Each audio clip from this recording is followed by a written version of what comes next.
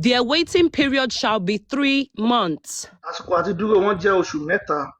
Upon which another man asked, Ọkùnrin mi béèrè pé, "Oh, Rasulullah, Muhammadu, what about the waiting period of those who do not have menstruation because they are too young?"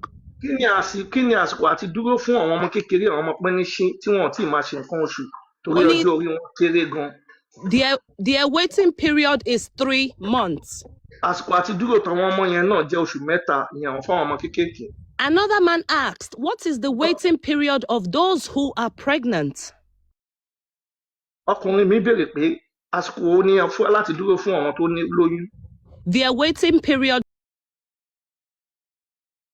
shall be till they bring forth their child. Wọ́n ní àsìkò ẹ máa fi dúró fún àwọn tó lóyún ni tó bá ti bímọ. And whoever keepeth to Allah's duty, Ẹni tó bá gbọ́ gbogbo nǹkan tí Allah sọ tó mú tá láṣẹ. whoever fears Allah regarding what he commands, Ẹni tó bá yà Allah tó tẹ̀lé gbogbo òfin Allah. he will make their matters easy for them.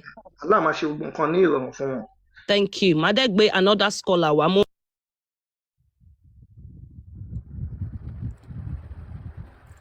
Jaka Ibn Kathir. Ibn Kathir said the iddah of those in menopause and those who do not have menses. Wọ́n ní tẹ́ bá fẹ́ kọ́ obìnrin tí wọ́n ti kọjá àti ṣe nǹkan oṣù àti àwọn tí ò tí máa ní nǹkan oṣù.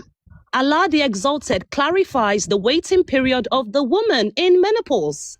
Allah sọ àsìkò àti dúró fún àwọn obìnrin tí wọ́n ti darúgbó tí wọ́n ò ṣe nǹkan oṣù mọ́. And that is the one whose menstruation has stopped because of her older age. Ó nítorí pé wọ́n ti darúgbó nǹkan oṣù wọn ti dúró.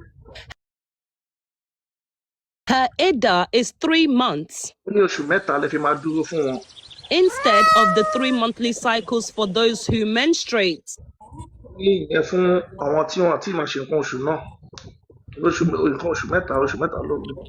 The same for the young who have not reached the years of menstruation. Ó ní fún àwọn tí wọ́n ti máa ṣe nǹkan oṣù, wọn tí tó àwọn tó lè máa ṣe nǹkan oṣù.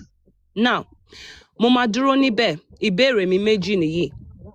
Kí ni age marriage nínú Islam? Number 1. And number 2, according to nǹkan tá a kà, ṣé lóòótọ́ ni ṣé a lè fẹ́ ọmọ kékeré a dẹ̀ lè kọ̀ ọ́ sílẹ̀? Because tó bá mean pé a ti kọ̀ wọ́n sílẹ̀, ó means pé a ti bá wọn ṣe àjọṣepọ̀ ni. Because nínú àyà 33:49, ó ní pé if you marry a believing woman, tẹ́ bá fẹ́ obìnrin tó nígbàgbọ́, tẹ́ ẹ bá fọwọ́ kàn before you touch them, ẹ ti divorce wọn, ẹ ti talak wọn, wọn ò need láti dúró, kò need waiting period. But nínú àyà yìí, a ti rí wípé waiting period ti wà. Why? Because wọ́n ti ṣe àjọṣepọ̀. So èmi máa mute máa fún one of our Muslim brothers.